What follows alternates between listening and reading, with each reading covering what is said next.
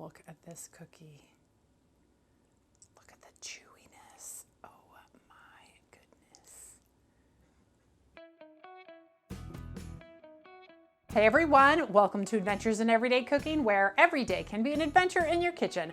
My name is Heather and it's pumpkin season. I am so excited about pumpkin season. Every single time I see a pumpkin recipe happen across my feeds, I'm like, I'm gonna do it. I love pumpkin. It's the season for it and it's acceptable. So I saw a pumpkin cookie happen across my feeds and I said, oh my goodness, let's do it. Printed it out, had it sitting on the counter, and my husband said, are these fluffy or chewy? And I was like, they're cookies. Why does it matter? But looking at the recipe, I'm like, well, it's a fluffy cookie. And it did have a picture. I mean, like, it was a fluffy cookie. And he's like, oh. So basically, it's like a pumpkin bread in a cookie form.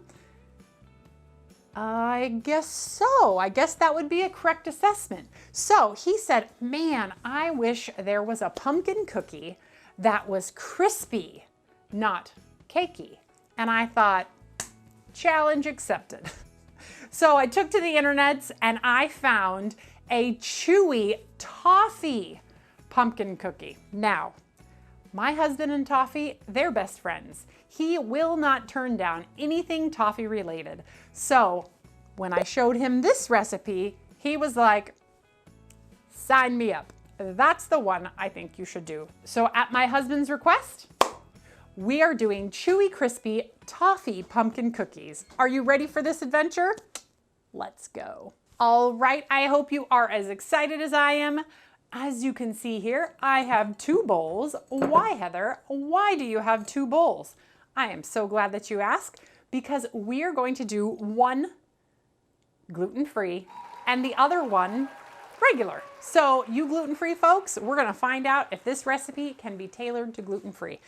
Let's start out. First, we are gonna put our butter in both bowls. Now, your butter needs to be very, very, very soft. So not just room temperature butter, but it needs to be like melting on your paper, kind of like this. If it's not quite soft enough, you can put it in the microwave for a couple seconds and soften it a little bit more. All right, so let's squish our butter around a little bit and see how soft it is. That's a pretty soft butter. Okay, what we're gonna put in first is our 1/4 cup of pumpkin, our 1 egg yolk, and our vanilla. So we're just going to squish it all together and just get it all combined. All right, let's move over to this one. Now that we have a well-combined mixture, we're gonna add all of our sugars. So let's do our white sugar and our brown sugar. So let's start with this one first, and we're just gonna give everything a good mix and kind of cream these 2 sugars into that cream mixture. There we go. All right. Let's move over to this bad boy and we'll do the same exact thing. All right, now we are going to spread out our dough and create as much surface area as possible, because we're just going to sprinkle our flour, our baking soda, our salt, and our pumpkin pie spice all over the top. And we're just gonna do it all at the same time, says the instructions. So we will obey. And I am using Pampered Chef's Cinnamon Plus seasoning. I found that it is very, very similar to pumpkin spice. So you, of course, can use pumpkin spice, but if you are a Pampered Chef person and you have the Cinnamon Plus, that is what I'm using. I've actually used that in a couple of my recipes in the last week or 2. And yes, I've done that many pumpkin things. No judgment. I just know that flavor-wise, it tastes, I don't feel like I'm missing anything. All right, and now we're just gonna mix it up until there's no more dry ingredients. And then we're gonna get it covered and into the refrigerator for 15 minutes. Oh, hold on, we forgot to add the toffee. Oh my goodness. And I already put the spoon in the sink. So, yeah. So same thing as before, we're gonna open up this dough so that we can get the most area, and we are going to sprinkle in half of a cup of toffee. And now we are going to mix it all together. And now we will cover it and get it into the refrigerator. That would have been a sad cookie to forget the toffee. All right, now let's work on the gluten-free one. So we are going to do the same thing we did with the other one. We are going to sprinkle over the flour, sprinkle over our salt, baking soda, and pumpkin pie spice or cinnamon plus. And we are going to make the addition of some xanthan gum. So I am going to add half of a teaspoon for every cup in a cookie. In breads, it's a little different. It's a full teaspoon for every cup, but this half of a teaspoon for every cup, and we're using 1.5 cups. So I'm going to do about 3/4 of a teaspoon of extra xanthan gum. And that just helps because there's no gluten in it. All right, let's get that mixing around and then get our toffee bits in and get it into the refrigerator. Okay, not going to forget our toffee bits this time. And we are just going to give them a good mix in just like before. The doughs look identical. See that? They look identical. Okay, I'll be back in 15 minutes to portion these out and get them in the oven. I'm excited. We are back. It has been 15 minutes and our dough is quite ready. So you're gonna need lined baking trays. I've lined mine with my silicone mats. This cookie recipe makes about 24. So we want them to be about a tablespoon, and it says a rounded tablespoon. So I'm just gonna get 12 on this tray and 12 on that tray and get them right in. And you wanna put them 1 to 2 inches apart, because they are going to spread a little bit. There we have it. I can't believe that that actually made 24 cookies. Seldom I have a recipe that says makes 24 and it actually makes 24. So I'm super impressed that this makes 24 cookies because I was planning on 24. Okay, we're gonna get these into a 350 oven for 10 minutes. At the end of 10 minutes, we're gonna sprinkle with some extra toffee bits, get them back in the oven for 2 to 3. When they come out again, we're gonna let them cool on the pans for just a couple minutes before we transfer them to wire racks. So I'll be back there at the 10-minute mark to show you the sprinkling of the toffee bits, but then we're gonna have cookies and it's gonna be amazing. And I'm gonna do the gluten-free thing all the same.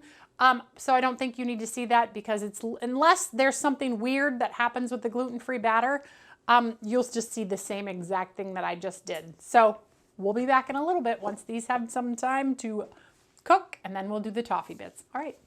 Okay, here we are at 10 minutes. So we are gonna pull this out and sprinkle, and we are gonna cook for another 3 to 5 minutes. All right, welcome back, and look at our fabulous cookies. Now, I did a little test. My husband's not a super fan of gluten-free things, and I had him come in here and try one cookie of each cookie. So this is the gluten-free one, and as you can see, they are identical to the wheat ones. So this is wheat, this is gluten-free. As you can see, look, they look identical.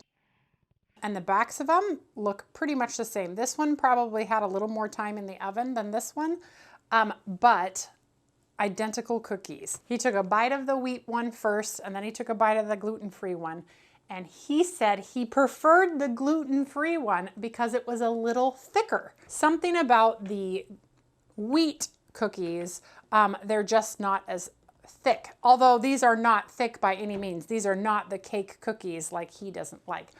However, when he bit into this cookie and this cookie, he said, this is my type of cookie. So I've saved myself back from tasting this because I wanted to taste them with you. He did say they were identical in flavors. He said he felt there was no difference besides that little bit of more substance to this one. They were identical cookies. So that's good news for us gluten-free folks. So let's try and see what I think.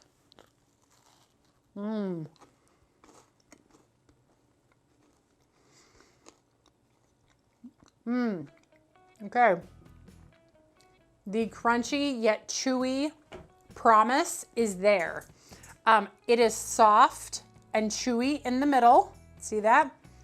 And crunchy on the edges. I don't know if you can hear that. That's a good cookie. You can taste the pumpkin. You can taste the toffee. Ooh. And the chewiness is so good. Wow. Okay. Thank you, internets. You've done it again. That's so good. I'll finish that off camera. All right. Now, here's a question for you. Do you have a favorite pumpkin recipe for the holidays? And if you do, leave it in the comments below because I want to try all things pumpkin. And I'm looking for my next pumpkin adventure. So if you have a pumpkin treat, leave it in the comments below because all of October, all of November, and some of December, pumpkin is happening in my house. All right, you guys. Well, if you enjoyed that video, give it a like, share it with your friends, and subscribe to my channel. I do videos several times a week, and I'm always looking for the next adventure. This month with pumpkin. Yeah, so good. So if you have an idea for me, leave it in the comments below. Otherwise, we'll see you on the next adventure. Bye.